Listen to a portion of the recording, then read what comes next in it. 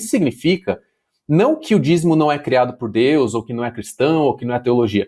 Isso simplesmente significa que a gente não pode ser exclusivo e achar que apenas com a nossa ótica de teologia e do que está na Bíblia a gente vai explicar esse assunto. A gente precisa da história. A gente precisa entender aonde que esse tema se insere na história quando Abraão vai lá e dá, né? E aí, assim, eu não chego a uma conclusão objetiva aqui, eu chego a duas possibilidades. Ou o dízimo, então, quando que surge o dízimo, né? Se a gente tem vários povos antigos.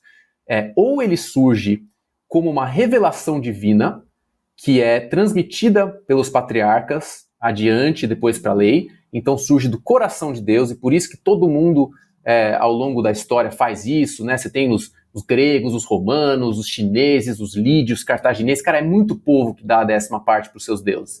Então, ou isso é uma coisa que vem do coração de Deus, e Abraão faz porque ele já tinha uma consciência dos decretos que Deus tem, ou é uma prática cultural que, como era praticado na antiguidade, desde os povos lá muito anteriores a Abraão, a 10ª parte é fácil de calcular, porque você tem 10 dedos, você calcula 1.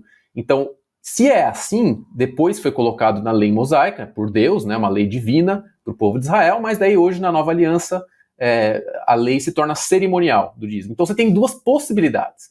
E aí, essa é a raiz da questão do dízimo, é a origem dele. Então, ou você vai para a linha de dizer que foi algo que surge do coração de Deus, e isso influencia a gente até hoje como um princípio, não estou nem falando de mandamento, a gente pode entrar nessa história depois, mas ou você aplica essa lógica de que é uma prática cultural antiga, então não é mais aplicável como algo, como um princípio. Não faz sentido esse princípio. O princípio é a generosidade. Então, não tem uma terceira via aí? Uma terceira via? Pensar aqui uma terceira via.